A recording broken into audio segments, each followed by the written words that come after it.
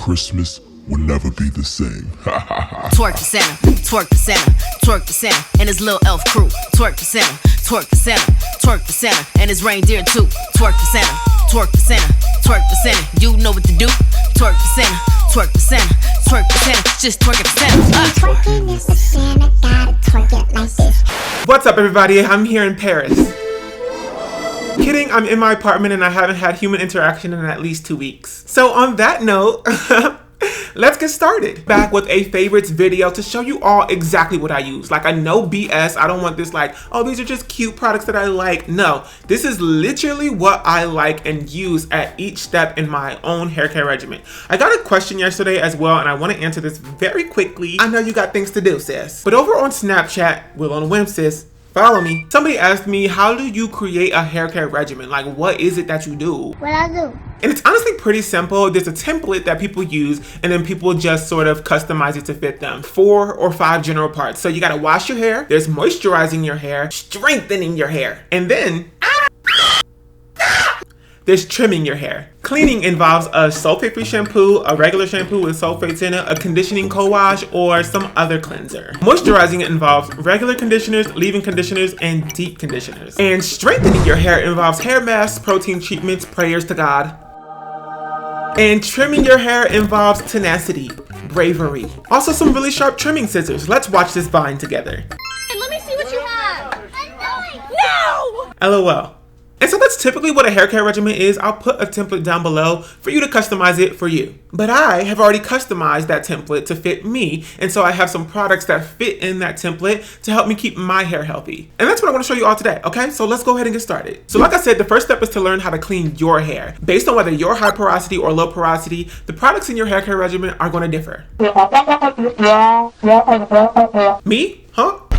Oh, I'm low porosity, which typically means that Bob the Builder is working 9 to 5 building all kinds of stuff on my scalp. I can put most anything on my hair and it can be moisturizing, but it will build up. So weekly, you can find me using something like this. This is a sulfate shampoo from Head & Shoulders. It's not cruelty free, which is, I'm not down for that. But when I use this, it really does get rid of flakes. It gets rid of itchy scalp. It gets rid of all of the buildup. My hair and scalp will be clean after using this. An alternative for that is my cleansing conditioner that I use from Bounce Curls in my closet. Not getting up to get it, sis. But it's vegan, sis, organic. It smells good, creamy. Now midweek, maybe if I've tried a new product and it's building up on my scalp and it itches and I'm just like, oh girl, no, return to sender. I'll go in with something a bit more gentle like this sulfate-free shampoo from Shea Moisture. It has apple cider vinegar in it, so it's like a gentle clarifier. It also has peppermint and Jamaican black castor oil, which is all good for hair growth. So I'll use that. It's great after using like a sulfate shampoo because you don't want to continue to strip your hair of all of its moisture, and that's just like a gentle cleanser. And with both of those products, I make sure I use my Vanity Planet scalp massager. This one vibrates, which is why it costs a little bit more than most scalp massagers. So I do have a coupon code for 50% off if you're looking to get one. But you can go to your dollar store,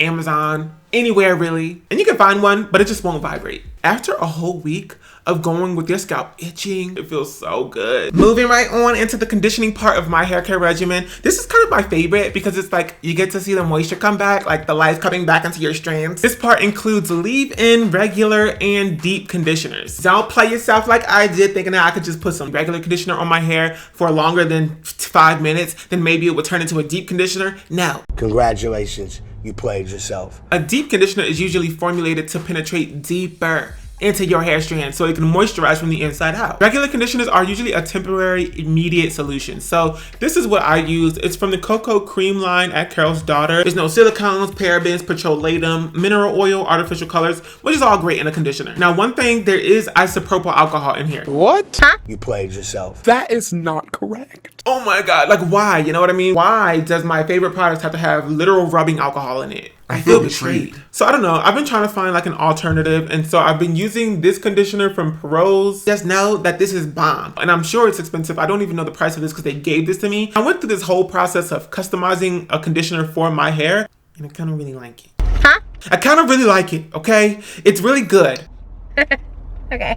But it's just expensive, so it ain't cheap chick gang gang. But it's chock full of good ingredients. It smells like a luxury perfume. It's silicone free and it helps me detangle, so I don't know. I like it and I've been using it. The only time I really use regular conditioners is to detangle right after I shampoo my hair mid-week with a gentle cleanser. But on wash day, which is weekly for me, okay, Okay, some of y'all need to get on it, okay? Every single week you need to be doing it. Set you up a Google Calendar. Point is, on wash day, I skip the regular conditioner and I just go in with a deep conditioner. And this is my absolute fave. I've been using this since I started this YouTube channel. It's just creamy and thick. And it smells like you got your life together. Deep conditioners, hair masks, treatments, whatever you want to call them, they tap dance on the line between the strengthening part of your hair care regimen and also the conditioning part, because you can find these with like protein in them, you can find them with all kinds of things in them, but typically they moisturize from the inside out, which helps to strengthen your hair. So it's both conditioning and strengthening. So I let that sit on my hair after I really clean my hair with a sulfate shampoo or a cleansing conditioner for about 15 minutes, and I do this every single Sunday. After I'm done in the shower, whether it's midweek or wash day, I go in with a leave-in conditioner. And my favorite right now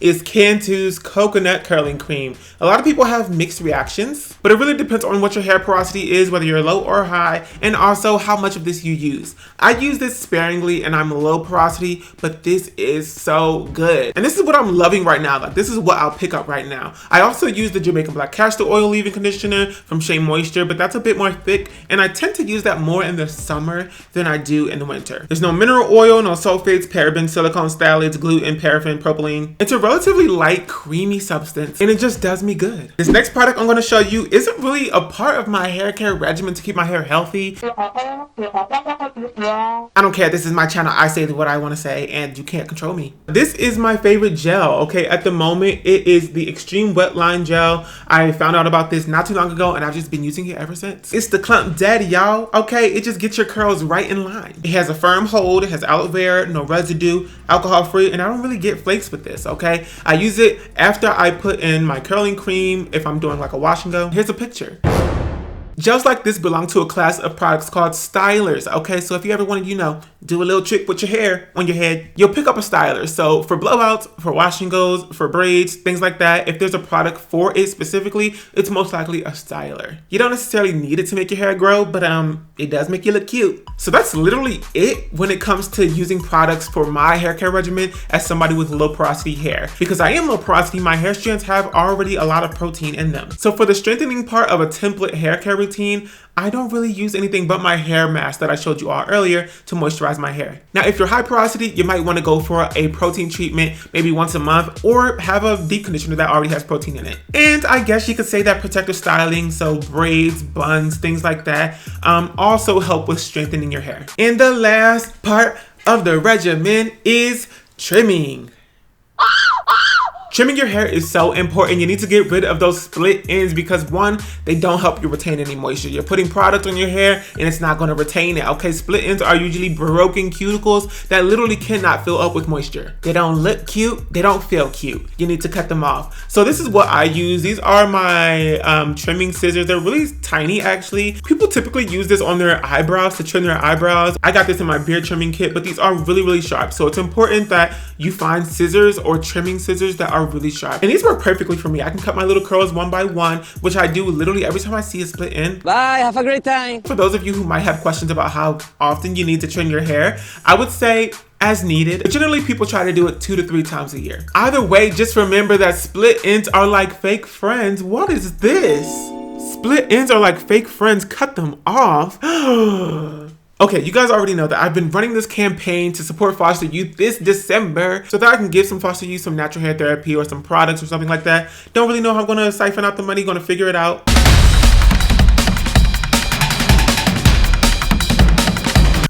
I feel like I've been talking at a mile a minute, okay? 10 miles a minute. But that brings us to the end of another episode of Will on a Whim. I hope you all liked it. I hope you all learned something. If you did, go ahead and give it a big old thumbs up. And if you want to stick around, be my friend, be my homie, go ahead and click that subscribe button.